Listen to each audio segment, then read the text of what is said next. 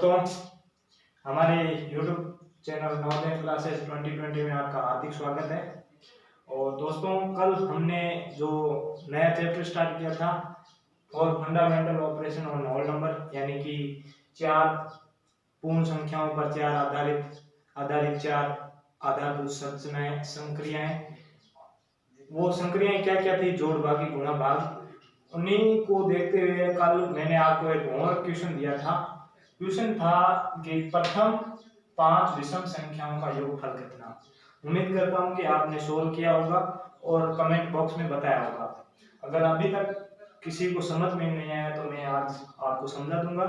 और अभी तक आप हमारे चैनल पर नए हो तो चैनल को सब्सक्राइब करें, ज़्यादा से ज़्यादा शेयर करें और पास में आए बेल आइकन को प्रेस करें ताकि हमारे हर अगले वीडियो का नोटिफिकेशन आपको मिल सके। तो दोस्तों, कल चैप्टर में मैंने एक गलती की थी जो आपको शायद पता नहीं चली। तो वो गलती क्या थी कि मैंने जो फंडामेंटल था वो गलत लिखा था। पर मैंने सोचा कि कोई ना कोई तो होगा तो कमेंट बॉक्स में बताएगा कि आपने सर गलत लिखा है। पर कल मैंने क्या क्या लिखा था, फंडामेंटल ऐसे लिखा, FOUNDAMENTAL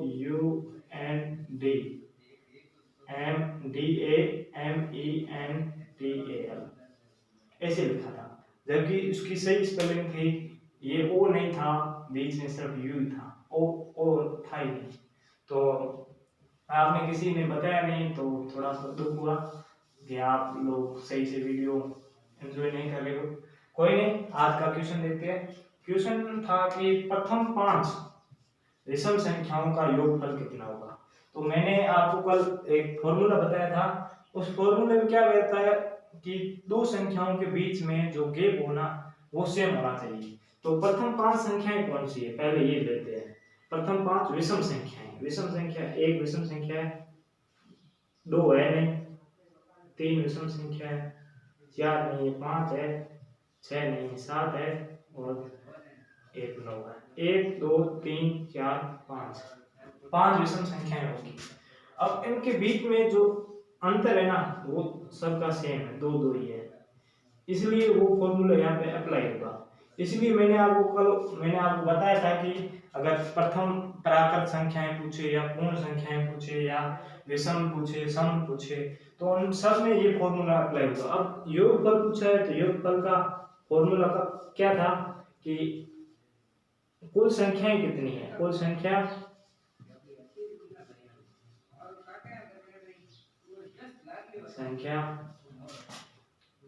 प्रथम संख्या कोष्ठक में प्लस अंतिम संख्या बता दो। अब यहाँ पे कुल संख्याएं कितनी है, कुल संख्या 1 2 3 4 5 गिन ले, नहीं तो यहाँ पे दिया हुआ है कि प्रथम संख्या 5 विषम संख्याओं का पूछा है। तो यहाँ पे संख्याएं कितनी है, 5। प्रथम कौन सी संख्या है, 1, और अंतिम कौन सी है, 9। 1 प्लस 9 यहाँ पे कोष्ठक में 2। अब 1 और 9 कितने होते हैं, 10। तो ये कोष्ठक को हटाएंगे तो गुणा लगेगा, तो 5 गुणा 1 प्लस 9 10 होते हैं, 10 बटा 2। अब सीधे या गुणा कर ले या फिर इसको काट ले। गुणा करते हैं तो 5 को 10 से गुणा किया 50 आया, फिर 2 का भाग दिया तो 25 आया। यानी कि प्रथम 5 विषम संख्याओं का जो योगफल है वो 25 होगा। तो आज हम उन्हीं क्वेश्चनों को आगे बढ़ाते हुए हम कुछ फंडामेंटल के क्वेश्चन सोल्व करेंगे जो नवोदय विद्यालय के एंट्रेंस एग्जाम में आने के बहुत चांस रहते हैं। इसीलिए आज क्वेश्चन सोल्व करते हैं। जो आज का पहला क्वेश्चन है वो है कि निम्न संख्याओं में से अभाज्य संख्याओं का योग कौन सा है। क्वेश्चन क्या है कि निम्न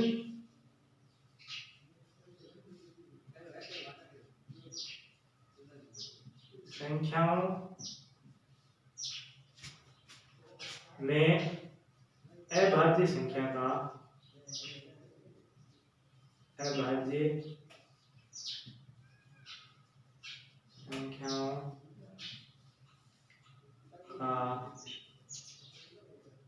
योग कितना है। कितना है। अब संख्याएं कौन सी दी हुई है? 17, 8, 21, 13, 41, 2, 27, 31 और 51।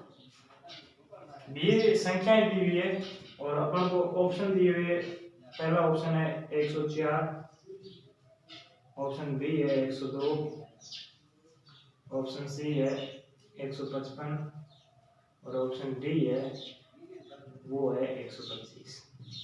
अब दोस्तों इस क्वेश्चन को सॉल्व करने से पहले हमें पता होना चाहिए कि अभाज्य संख्या होती क्या है। अभाज्य संख्या मैंने इस वीडियो में बता रखा, अगर आपको नहीं पता है तो वहां पे जाके देख लेना। वैसे फिर से भी बता देता हूँ, अभाज्य संख्या वे संख्याएं होती है जिनके गुणनफल सिर्फ 2, यानी कि उसमें सिर्फ या तो एक का भाग जाए या स्वयं का खुद का भाग जाए, उसके अलावा किसी और का भाग न जाए, वो अभाज्य संख्याएं कहलाती है। अब पहले तो हमें इन संख्याओं में ढूंढना पड़ेगा अभाज्य संख्या है कौन सी। अगर हम पता कर लेते हैं तो उसके बाद योगफल ज्ञात करना होता है। ये थोड़ा सा घुमावदार क्वेश्चन है, बच्चों को कंफ्यूज करता है, बच्चे सारे इन सभी को जोड़ लेते हैं, बच्चे सोचते हैं इनको ही पूछा है, पर ये ऐसा नहीं है कि पहले अभाज्य संख्याओं को ढूंढना पड़ेगा कौन सी संख्याएं अभाज्य है। अब 17 की बात करें तो 17 एक अभाज्य संख्या है, क्योंकि इसमें एक का खुद स्वयं का भाग जाता है और एक 17 का भाग जाता है, एक का भाग और एक 17 का भाग जाता है। 8 की बात करें तो 8 इसमें 2 का भी भाग जाता है, 4 का भी भाग जाता है, 1 का भी जाता है और 8 का भी, यानी कि ये भाज्य संख्या है, यानी एक और स्वयं के अलावा भी भाग जा रही है। 21 की बात करें तो 21 में 7 का भी जा रहा है और 3 का भी जा रहा है, यानी कि ये भी अभाज्य संख्या नहीं है। अब 13 की बात करें तो 13 एक अभाज्य संख्या है, क्योंकि इसमें 1 और 13 के भाग जा रहा है, यानी कि एक 17 है एक 13 है। अब 41 की बात करें तो 41 भी एक अभाज्य संख्या है, क्योंकि इसमें एक स्वयं और उसके अलावा एक के अलावा किसी का भाग नहीं जा रहा है। अगर 2 की बात करें तो 2 मैंने आपको सबसे पहले बताया था कि 2 सबसे छोटी अभाज्य संख्या है, वो 2 ही है, क्योंकि इसमें एक तो एक का भाग जा रहा है, एक स्वयं यानी 2 का भाग जा रहा है, इसके अलावा किसी का भाग नहीं जा रहा है। 27 की बात करें तो 27 में 3 का भी जा रहा है, 2 का भी जा रहा है, यानी कि स्वयं और एक के अलावा भी भाग जा रहे हैं, यानी कि ये अभाज्य संख्या नहीं है।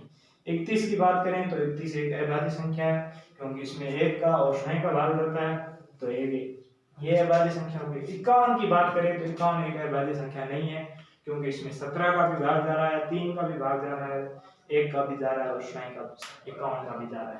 तो हम संख्याएं अब हमने निकाल दी कि अभाज्य संख्याएं कौन सी है, देख लिया। आप इनको जोड़ते हैं तो 17, 13, 41, 2, 41, 2 और 31।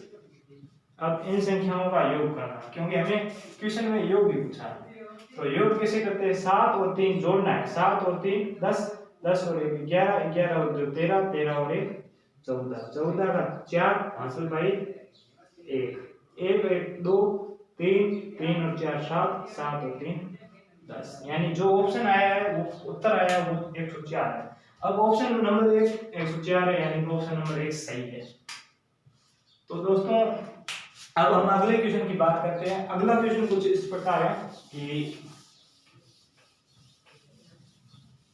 अगला क्वेश्चन क्या कह रहा है कि 15 से नीचे सभी सम संख्याओं का योग पूछा है, सभी सम संख्याओं का योग पूछा है। अब क्वेश्चन क्या है कि दूसरा क्वेश्चन है 15 से नीचे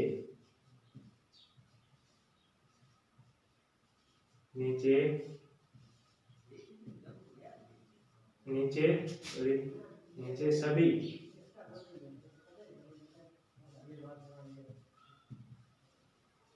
संख्याओं सभी सम संख्याओं का योग क्या है? ऑप्शन ए दिया हुआ है वो है 40, ऑप्शन बी है वो दिया हुआ है 56, ऑप्शन सी है वो दिया हुआ है 64 और ऑप्शन डी है वो दिया हुआ है 48। 45। अब दोस्तों ये वही बात हो गई कि पहले हमें सम संख्याओं का पता होना चाहिए, सम संख्या कौन सी है, उसके बाद हम उनका योग कर पाएंगे। तो पहले तो 15 से नीचे पूछिए तो सभी 15 तक संख्याएं लिख लेंगे। 1 2 3 4 5 6 7 8 9 10 11 12 13 14 और 15 से नीचे पूछिए तो वैसे 15 आएगी नहीं।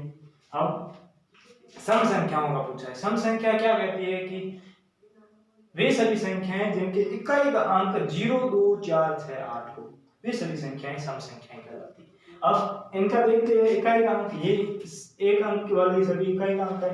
अब इनके देखते हैं 0 है नहीं, इकाई का अंक 2 आ रहा है, ये 4 आ रहा है, 6 आ रहा है, 8 आ रहा है, ये फिर से 0 आ रहा है, यानी ये भी सम संख्या है, 2 आ रहा है, ये भी सम संख्या है, और 4 आ रहा है, ये भी सम संख्या है। अब सम संख्या कौन सी है? 2 4 6 8 10 12 और 14। अब क्या है, या तो इन सभी को जोड़ो, और अगर जोड़ने में टाइम खराब हो रहा है तो वही फॉर्मूला अप्लाई करो, क्योंकि फॉर्मूले के शर्त के अनुसार सभी में अंतर है वो बराबर है, 2 2 का अंतर है, यानी कि सभी का जो है ना अंतर वो सबका 2 2 बराबर है। तो फॉर्मूला अप्लाई करते हैं। अब योग क्या आएगा? योग फॉर्मूला क्या है कि कुल संख्या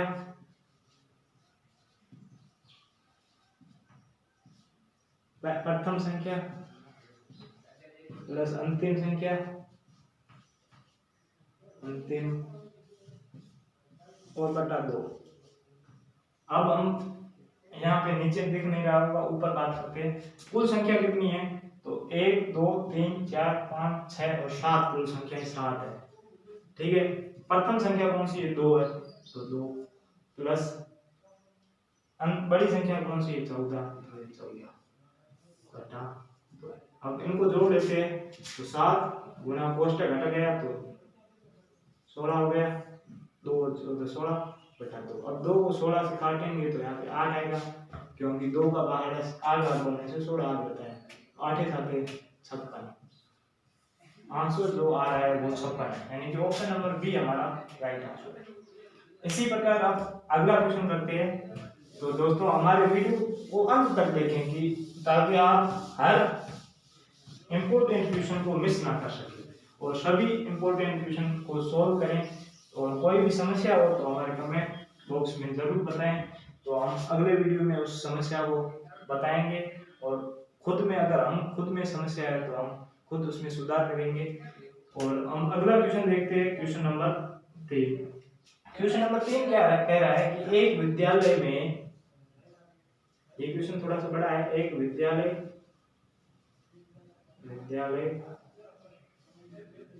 में 704 डेस्क, यानी कि जो टेबल होती है ना, टेबल या बच्चे बैठते हैं, डेस्क होती है, वो डेस्क है जिन्हें 22 कक्षाओं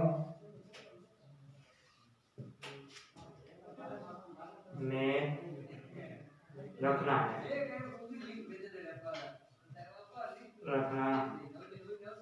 है। यदि प्रत्येक कक्षा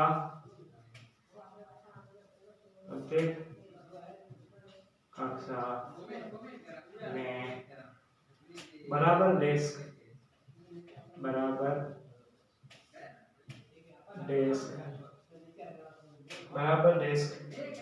रखने हो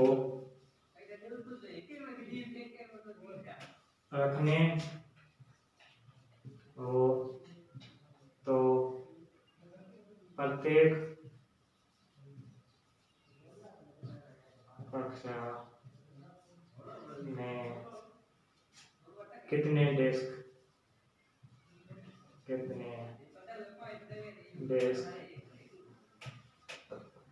रखे जाएंगे? जाएंगे, जाएंगे या जाएंगे, जाएंगे। अब ऑप्शन ए है वो क्या कह रहा है, ऑप्शन ए है जो 32 बता रहा है, ऑप्शन बी वो कह रहा है 34, ऑप्शन सी है वो 42 और ऑप्शन डी है वो कह रहा है 44। अब दोस्तों ऐसा क्वेश्चन आए कि कुछ टेबलें हैं या कुर्सियां हैं, कुछ कक्षाओं में या कुछ बच्चों को बराबर बांटनी है, प्रत्येक ऐसे जैसे कि 10 लड्डू लाए, 10 लड्डू को 5 विद्यार्थियों में या 5 बच्चों में बराबर बांटना है। अगर बराबर की बात करें, प्रत्येक को बराबर आना चाहिए, तो वहां पे हमेशा भाग करना है। अब भाग कैसे करेंगे, भाग करेंगे तो टोटल जिसे जिसको बांटना है वो ऊपर आएगा, जिसको बांटना है मतलब जिसको जिस चीज को बांटना है वो ऊपर आएंगी और किन को बांटना है वो नीचे आएंगे। जैसे कि अगर हम बात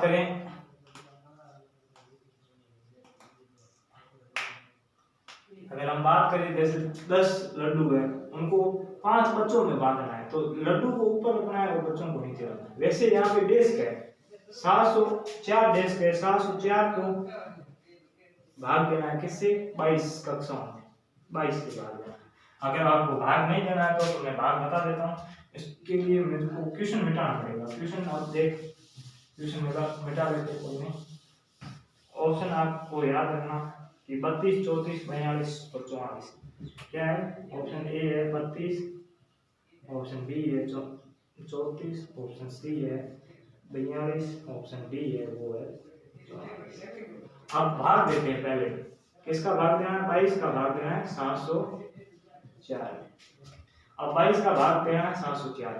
अब 22 का भाग पहले 7 में जा नहीं रहा है, तो शुरू में हम 2 अक्षर लेंगे, तो 22 का पहाड़ा बोलो कि 70 आए या 70 से कम आए, तो 22 से कम 22, 22 2 44, 22 या 66, 66 3 बार बोलने से 66 आ जाते हैं, 66।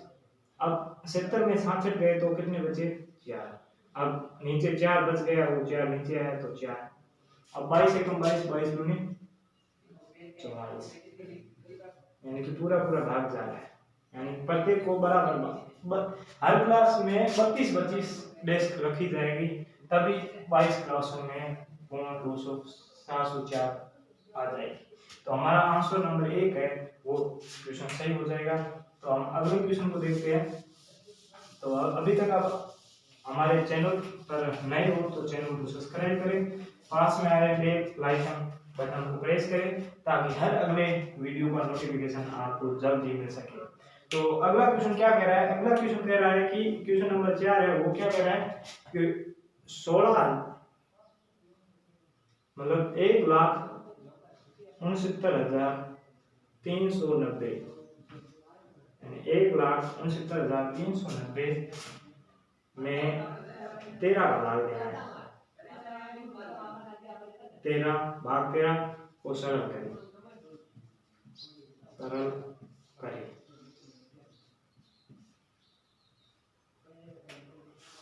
अब ऑप्शन है, ऑप्शन ए है 1303, ऑप्शन बी है 13,300, ऑप्शन सी है वो है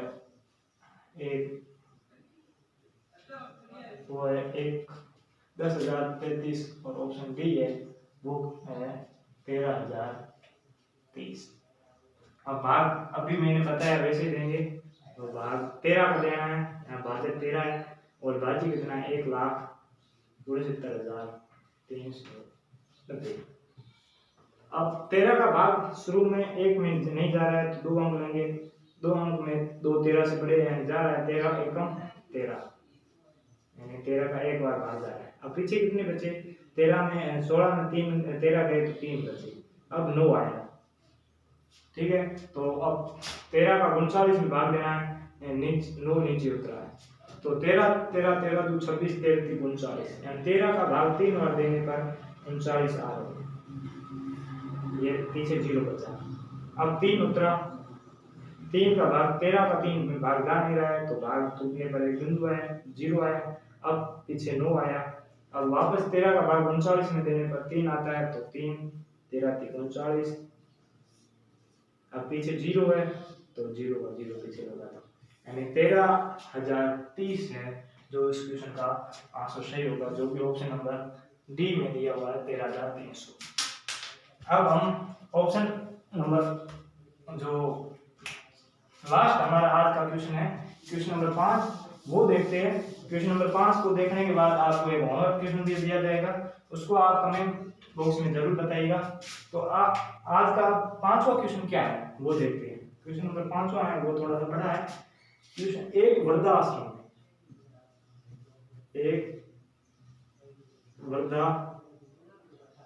वृद्धाश्रम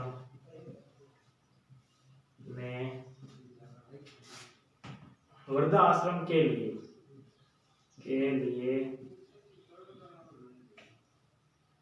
राम ने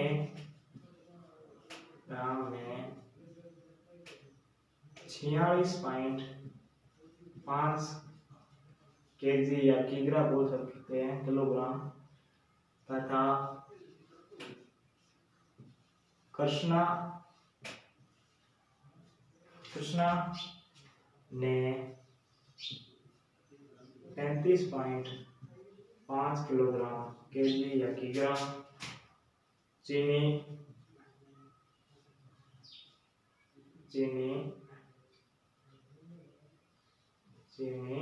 एकत्र की, यानी इकट्ठी की। यदि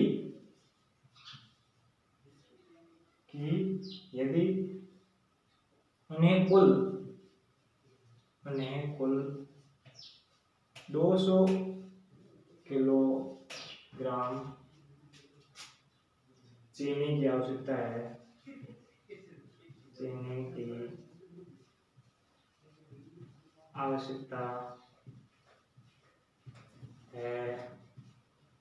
तो उन्हें कितनी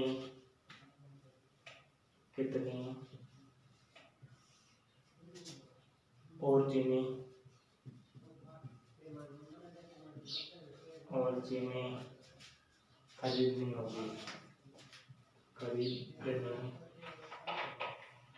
होगी।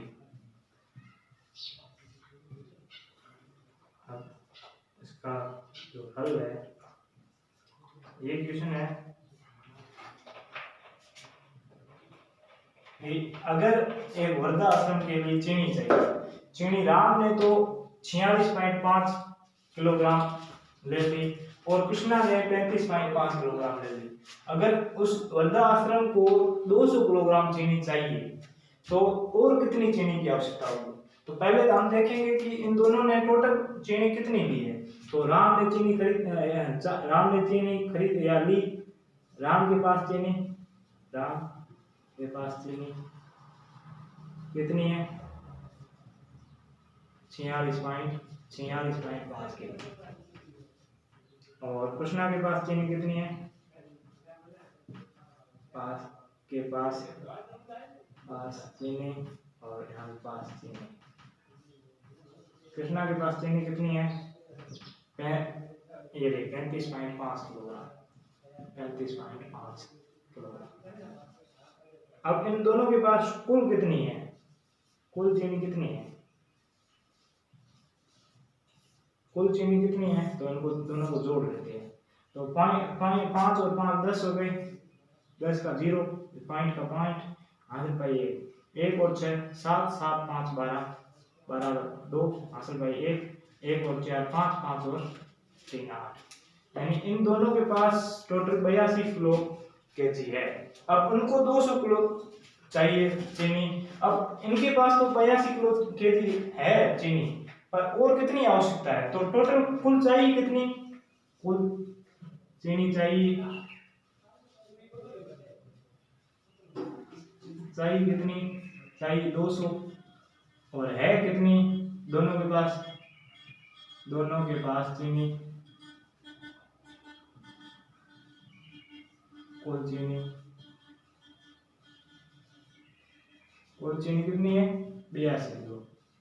अब पीछे और कितनी चाहिए,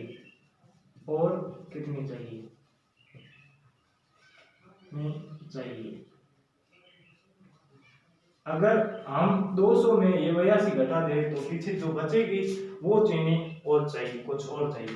तो अब 0 में 2 नहीं जा रहा है तो एक उसका इधर कर लेते हैं हम, ये 200 है 82 घटाना। अगर 0 में 2 नहीं जा रहा है तो एक यहाँ से उधार लेंगे, पर ये भी 0 है, यहाँ पे भी उधार नहीं रहा वाला है, तो उसके अगले अंक से उधार लेंगे। तो यहाँ से उधार लिया तो यहाँ पे बचा 1 और यहाँ पे आ गया 10। अब 10 यहाँ से एक और उधार लेंगे तो यहाँ 10 आ गया, यहाँ पे बच गया 9। अब 10 में 2 घटाएंगे तो पीछे बचे 8। अब 9 में 8 घटाया तो 1, और यहाँ पे 1 में 1 का सीधा 1, क्यों यहाँ घटाना कुछ है नहीं, यानी 118 किलो और चीनी चाहिए। अब इसका ऑप्शन जो था, ऑप्शन मैंने आपको बताया नहीं था, पर जो ऑप्शन 118 था, ऑप्शन में एक बार फिर लिख देता हूँ 181 केजी, ऑप्शन बी था 81 केजी, ऑप्शन सी था 118 केजी, और ऑप्शन डी था 18 केजी। तो जो ऑप्शन सी है 118 केजी वो सही है, क्योंकि अब वर्धा आश्रम के पास 82 किलो तो चीनी है जो राम और कृष्णा ने ले ली, एकत्र कर ली। अब और कितनी चाहिए, और चाहिए कितनी 118 किलो चीनी वो चाहिए। अब आज का क्वेश्चन तो टोटल क्वेश्चन 5 थे, वो आपको समझा दिए। अब आज का होमवर्क क्वेश्चन आप देख लेना, जो कि आज आप कमेंट बॉक्स में उत्तर देना। अगर नहीं आया तो हम कल जरूर उस क्वेश्चन पर डिस्कस करेंगे। तो वो आपका होमवर्क क्वेश्चन क्या है वो देख लेते हैं। होमवर्क क्वेश्चन ये है, होमवर्क क्वेश्चन क्या है कि 2 + 5 + 8 + 11 को हल करें,